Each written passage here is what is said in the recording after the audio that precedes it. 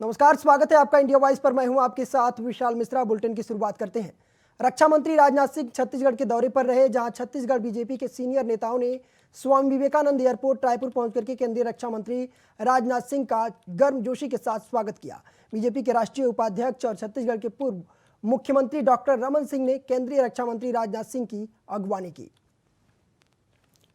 तो मिशन छत्तीसगढ़ के दौरे पर रक्षा मंत्री राजनाथ सिंह थे, जहां रमन सिंह ने उनका स्वागत किया और बीजेपी कार्यकर्ताओं ने उनका भव्य स्वागत किया है।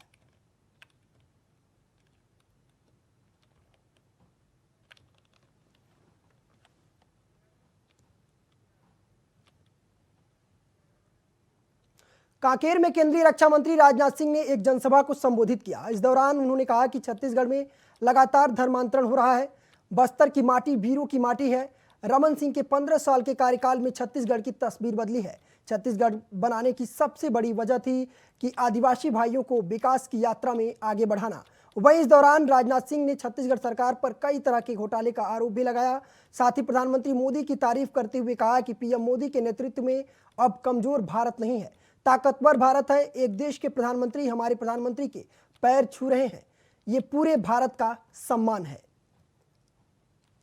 तो कांकेर में हमारे उस समय के प्रधानमंत्री आदरणीय अटल जी की एक ही मंशा थी कि हमारे जो आदिवासी भाई हैं, आदिवासी भाइयों को जो सैकड़ों साल से विकास की यात्रा में पीछे रह गए हैं, उन्हें भी इसी सूरत में हम आगे ले आए। इसीलिए झारखंड भी अलग राज्य बनाया उन्होंने और छत्तीसगढ़ अलग राज्य बनाया। बहनों भाइयों, केवल हमारे आदिवासी भाई आगे आए, यह उनकी मंशा थी। इसी कारण अटल जी ने यह काम किया था और अटल जी की इसी संवेदनशीलता को ध्यान में रखते हुए आदिवासी समाज की बहुतायत संख्या वाले 2 राज्य और छत्तीसगढ़ और झारखंड का गठन किया गया।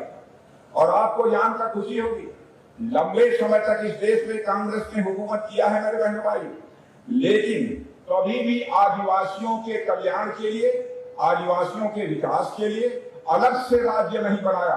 भारत के इतिहास में पहली बार किसी की सरकार ने अलग से आदिवासियों के कल्याण के लिए, आदिवासियों के विकास के लिए अलग से मंत्रालय बनाया। तो हमारी भारतीय जनता पार्टी की सरकार, हमारे नेता आदरणीय अटल बिहारी वाजपेयी ने रखा। और मेरे बहन भाइयों, देश के दलितों, आदिवासियों और पिछड़ों के लिए जो प्रतिबद्धता अटल जी में के दिल में थी, वही प्रतिबद्धता आज मैं आपसे कहना चाहता हूं कि हमारे प्रधानमंत्री आदरणीय नरेंद्र मोदी जी के भी दिल में देखने को हम सबको मिलती है।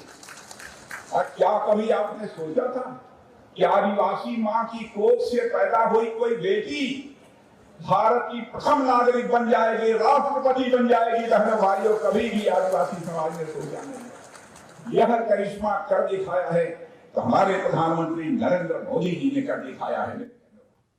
मुख्यमंत्री भूपेश बघेल ने वर्चुअली कार्यक्रम में बेरोजगारी भत्ता की तीसरी किस्त जारी की। साथ ही प्रधानमंत्री आवास योजना ग्रामीण के हितग्राहियों के खाते में राशि का ऑनलाइन अंतरण किया गया। इस वर्चुअली कार्यक्रम में बस्तर जिले के कलेक्ट्रेट के एनआईसी कक्ष में संसदीय सचिव रेखचंद जैन, जिला पंचायत अध्यक्ष समेत बेरोजगारी भत्ता के पात्र हितग्राही और प्रधानमंत्री आवास योजना के हितग्राही मौजूद थे। मुख्यमंत्री ने कार्यक्रम में बेरोजगारी भत्ता योजना के तहत 1,16,737 हितग्राहियों के खाते में तीसरी किस्त के रूप में 31 करोड़ 69 लाख रुपए की राशि ऑनलाइन ट्रांसफर की। कार्यक्रम में बस्तर जिले में बेरोजगारी भत्ता के तहत 18 जून तक स्वीकृति 2795 पात्र हितग्राहियों को तीसरी किस्त जारी की गई। तो जगदलपुर से आपको खबर बता रहे हैं, जहां बेरोजगारी भत्ता की तीसरी किस्त जारी की गई है छत्तीसगढ़ के मुख्यमंत्री भूपेश बघेल के द्वारा। उसके बाद प्रधानमंत्री आवास योजना के हितग्राहियों को भी लाभ दिया गया है।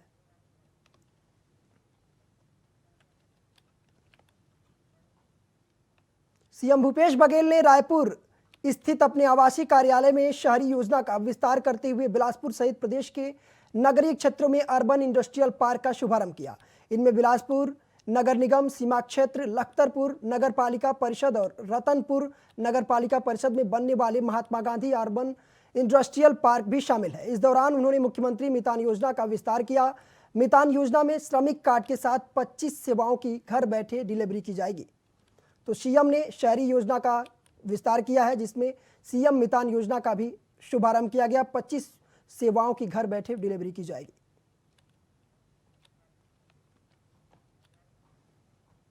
छत्तीसगढ़ में 3 महीने बाद विधानसभा के चुनाव हैं। चुनाव से पहले पार्टी की गुटबाजी खत्म करने के लिए कांग्रेस ने बड़ा कदम उठाया है। स्वास्थ्य मंत्री टीएस सिंहदेव को डिप्टी सीएम बनाने का फैसला किया गया, जिसके बाद तमाम तरह की चर्चाएं सियासी गलियारों में तेज हो गई। इस बीच deputy CM TS Singhdeo Bilaspur के बेलतरा पहुंचे, जहां उनका जोरदार स्वागत किया गया। इस दौरान उन्होंने कहा कि इस पद का मतलब काम करना है। उप मुख्यमंत्री का अलग से कोई अधिक अधिकार नहीं होता। पहले एक कप्तान थे, अब एक उप कप्तान बना दिया गया है। अब कप्तान के साथ उनके नीचे साथियों के साथ काम करना है और छत्तीसगढ़ को आगे ले जाना है। तो बिलासपुर के दौरे पर रहे डिप्टी सीएम टीएस सिंहदेव। एक मंत्री काम करने की जो काम कर रहे हैं कोई नया चीज नहीं है। जो जिम्मेदारियां थी एक मंत्रिमंडल के सदस्य के रूप में उनको निभाना, डिप्टी सीएम को अलग से कोई अधिकार नहीं होते। केवल इतना है कि पहले कप्तान थे और टीम के सदस्य थे, हम लोग सदस्य के रूप में थे। अब एक को उप कप्तान भी बना दिया है, तो कप्तान के साथ उनके नीचे उप कप्तान के रूप में और बाकी साथियों के साथ काम करना है और छत्तीसगढ़ को आगे ले जाना है। कंट्रोल क्या करना है, हमारे यहाँ ऐसा कोई डैमेज नहीं है। टीएसजी पहले भी मंत्री थे और मंत्रिमंडल का हिस्सा थे और उनका सहयोग हमेशा रहा। सारे जो फैसले सब मिलजुल कर करते थे, लेकिन अब ये भी जानते हैं कि उनका एक स्टेटस रहा है और हमें लगा कि हमको थोड़ा समय समय पर देखो, इन बातों पर हम देखते हैं, हर एक पार्टी देखती है, विचार करती है और शीर्ष नेतृत्व को लगा कि उन्हें हमको थोड़ा और स्टेटस देना चाहिए। लगता नहीं लेट हो गया थोड़ा सा, कि पहले हो जाना था? नहीं, इसमें कोई। खबर छत्तीसगढ़ के जगदलपुर से है, जहां पर रेलवे ग्राउंड में अंडर 15 फुटबॉल टूर्नामेंट का आयोजन किया गया। बता दें कि ये आयोजन Hindi sporting club, railway club और मॉनिटरिंग स्टार फुटबॉल क्लब के सौजन्य से कराया गया। इस टूर्नामेंट में जगदलपुर के अंडर 15 के 4 टीमों ने भाग लिया है। इन चारों टीमों के बीच में 2-2 बार मैच करवाया जाएगा और अंकों के आधार पर ही टीम फाइनल में एंट्री लेगी। कार्यक्रम के दौरान पूर्व खिलाड़ियों ने सभी टीमों के खिलाड़ियों को मोटिवेट किया। तो जगदलपुर से आपको खबर बता रहे हैं, जहां अंडर 15 फुटबॉल टूर्नामेंट का आयोजन किया गया है। टूर्नामेंट में 4 टीमों ने हिस्सा लिया है और अंकों के आधार पर फाइनल में उनकी एंट्री की जाएगी। बताना। मेरा नाम है अक्षत कुमार साहू। आप फुटबॉल कब से प्रैक्टिस कर रहे हो, कैसे खेल रहे हो? पहले कैसे थे, अब कैसे हो? पहले अच्छा से खेलने नहीं आता था, अब से जो कोच दीदी सिखाते हैं उससे हमको सीख मिली और हम अच्छा खेल पाए। आपके साथ साथ कोई कौन कौन बच्चे अच्छे खेल पा रहे हैं अभी? हमारे साथ योगेश, भारती, मयंक और ये तेशांत और मैं और वो चिकू भैया। आपको कौन प्रैक्टिस करवाती, क्या नाम है उनका? दिव्या करवाती जी। चलो।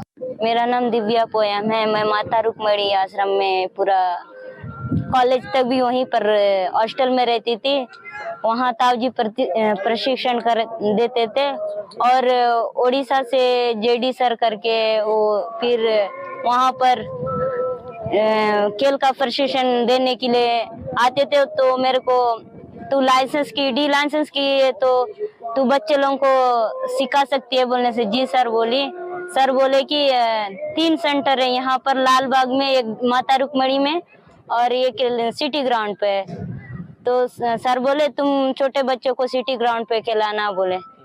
तो वहाँ पर सब बच्चे लोग आते हैं, गरीब वाले, ऐसे बड़े घर के भी आते हैं।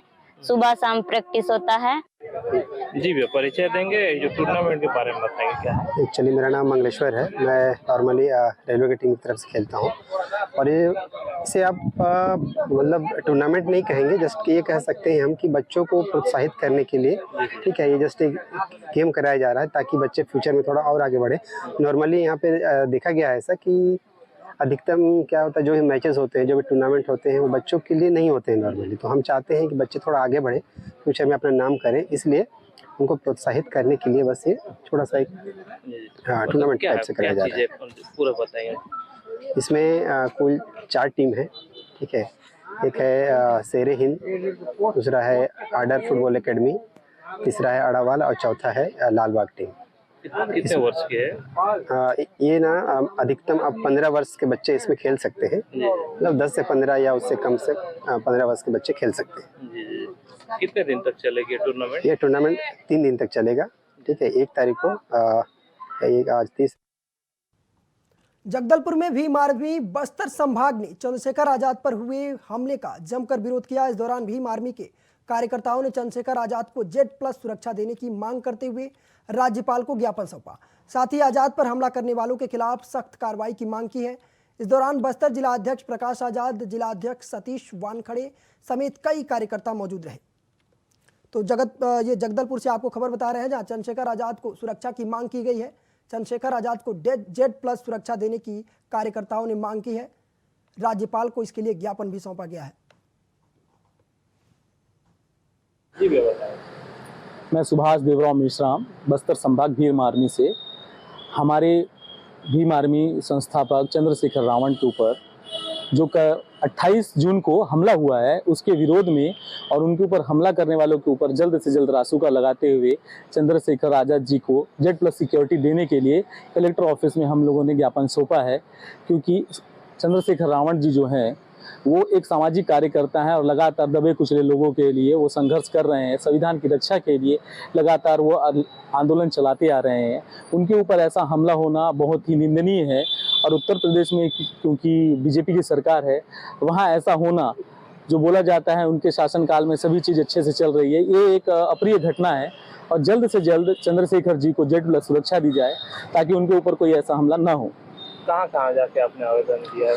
हमने कलेक्टर साहब को ये आवेदन दिया है, जिसके माध्यम से राज्यपाल को ये ज्ञापन सौंपा गया है कि जल्द से जल्द उनको Z+ सिक्योरिटी दी। दुर्ग रोड निर्माण में कमीशनखोरी बंद करो नारे के साथ भाजपाइयों का एक अनोखा विरोध प्रदर्शन देखने को मिला। प्रदर्शन में यमराज और यमदूत बनकर के घूम रहे हैं विधायक। बता दें कि दुर्ग महापौर और दुर्ग शहर के भाजपाइयों द्वारा रोड पर एक अनोखा विरोध प्रदर्शन निकाला गया, जिसमें दुर्ग शहर के बीजेपी जिलाध्यक्ष के साथ काफी संख्या में बीजेपी कार्यकर्ता शामिल हुए। तो दुर्ग से ये आपको खबर बता रहे हैं, जहां बीजेपी ने एक अनोखा प्रदर्शन किया है। यमराज बनकर बीजेपी विधायक इस प्रदर्शन में शामिल हुए। रोड निर्माण में कमीशनखोरी को लेकर के प्रदर्शन किया गया।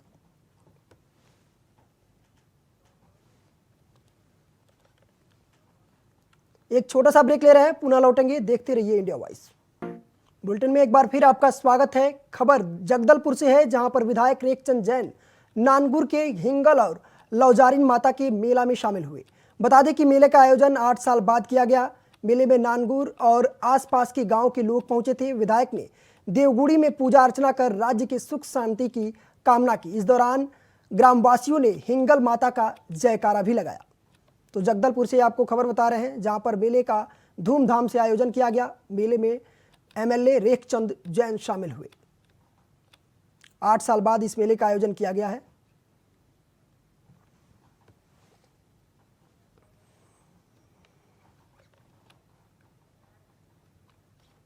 खबर जगदलपुर से है, जहां पर आपके बस्तर जिला अध्यक्ष नरेंद्र भवानी का जनसंवाद यात्रा ग्राम पंचायत बटबोदल पहुंचा। इस दौरान बोदल ग्रामीणों से समस्या पे संवाद किया गया। ग्रामीणों ने बताया कि बड़े बोदल के ठोटा पारा, स्कूल पारा और गुचा पारा जैसे इलाकों में लगभग 300 घर से ज़्यादा ग्रामीण निवास करते हैं। बावजूद इसके यहाँ पर सड़क नहीं है। ग्रामीणों ने कहा है कि ना तो हमको पानी की सुविधा मिलती है और ना ही बिजली की सुविधा मिलती है। आपके जिला अध्यक्ष नरेंद्र भवानी ने बताया कि लगभग जगदलपुर विधानसभा के अंतर्गत सभी पंचायतों का यही हाल है। कई दशकों से लोग ऐसे ही जीवन यापन कर रहे हैं और बीजेपी कांग्रेस एक दूसरे के ऊपर आरोप प्रत्यारोप का खेल कर रही है। तो जगदलपुर से आपको खबर बता रहे हैं, जहां आपकी जनसंवाद यात्रा पहुंची।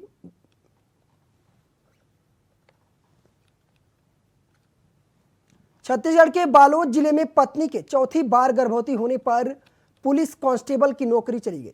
आरक्षक को 3 बेटियां पहले से थी। इसके बाद भी बेटे की चाहत में पत्नी चौथी बार गर्भवती हो गई। मामले में पुलिस विभाग ने आरक्षक को सस्पेंड कर कारण बताओ नोटिस जारी कर दिया है। अधिकारियों की माने तो कांस्टेबल के खिलाफ ये कार्रवाई राष्ट्रीय जनसंख्या नीति कानून का उल्लंघन करने पर की गई है। तो बालोद से ये खबर बता रहे हैं, जहां पत्नी के गर्भवती होने पर आरक्षक को सस्पेंड कर दिया गया है। आरक्षक को पहले 3 बेटियां थी। बेटे की चाहत में पत्नी गर्भवती हुई और उसके बाद उस पर कार्रवाई करते हुए उसे सस्पेंड कर दिया गया है।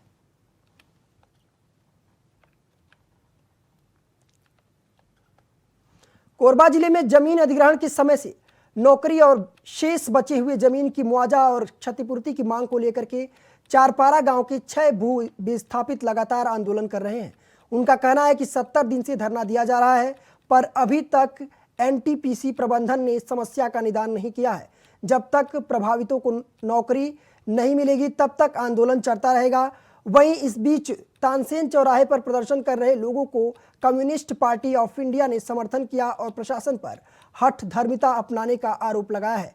इस दौरान कम्युनिस्ट पार्टी के नेता माखनलाल रजक ने विस्थापितों के प्रदर्शन को उचित बताने के साथ प्रशासन पर इस बात के लिए निशाना साधा कि उसके द्वारा मामले का निराकरण करने में किसी भी तरह से हस्तक्षेप नहीं किया जा रहा है। तो कोरबा से आपको खबर बता रहे हैं, जहां एनटीपीसी के खिलाफ 70 दिन से लगातार धरना प्रदर्शन कर रहे हैं, भू विस्थापित लगातार कर रहे हैं आंदोलन।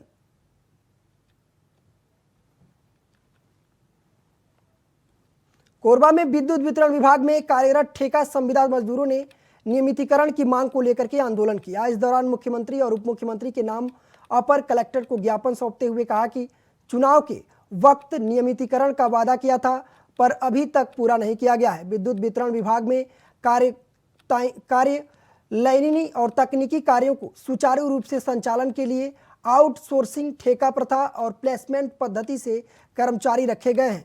बता दें कि पिछले विधानसभा चुनाव के दौरान कांग्रेस के द्वारा जारी किए गए घोषणा पत्र में संविदा कर्मियों को नियमित करने का मामला अभी तक ठंडे बस्ते में पड़ा हुआ है। बिजली कंपनी के सभी स्टेशन और अन्य स्थानों पर काम कर रहे कर्मचारी सरकार की वादाखिलाफी से परेशान हैं। दूसरी ओर ठेकेदार के द्वारा भी इन कर्मियों का आर्थिक शोषण किया जा रहा है।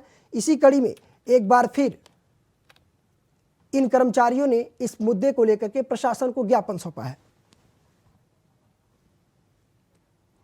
तो कोरबा से आपको खबर बता रहे हैं, जहां नियमितीकरण की मांग को लेकर के आंदोलन कर रहे हैं।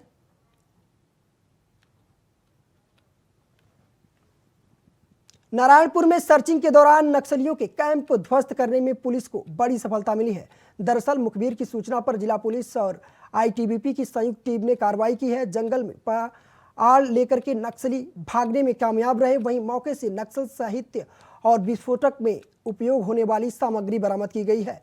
पुलिस ने इस दौरान 2 संदिग्ध आरोपियों को गिरफ्तार कर लिया है। तो नारायणपुर से एक खबर बता रहे हैं, जहां पुलिस को बड़ी सफलता मिली है।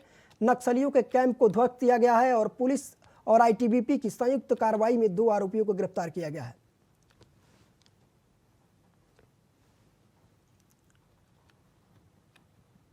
कोरबा के इमली डग्गू बस्ती में एक बड़ी सड़क दुर्घटना होने से टल गई। दरअसल ब्रेक फेल होने के कारण एक ट्रेलर वाहन अपने आप पीछे जाते हुए माजदा वाहन को ठोकर मार दी, जिसके बाद माजदा वाहन एक घर में जा घुसा। गनीमत रही कि हादसे में किसी तरह की जनहानि नहीं हुई है। तो कोरबा से आपको खबर बता रहे हैं, जहां ट्रेलर वाहन का ब्रेक फेल हो गया और इसके साथ वो माजदा में वाहन में जाकर के टक्कर मार दी, जिसके बाद उस टक्कर से वो माजदा वाहन घर में जाकर के घुस गया। फिलहाल इस हादसे में किसी की जनहानि नहीं हुई है।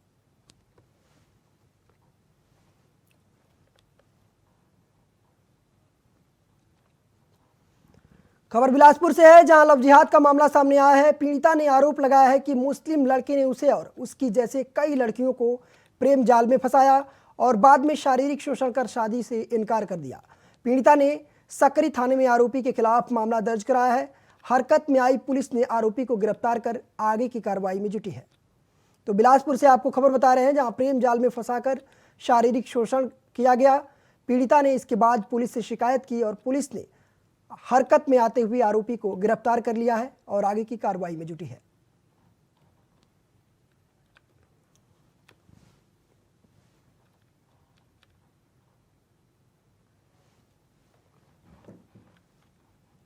फिलहाल इस बुलेटिन में सिर्फ इतना ही। देश और दुनिया की तमाम बड़ी खबरों के लिए देखते रहिए इंडिया वॉइस।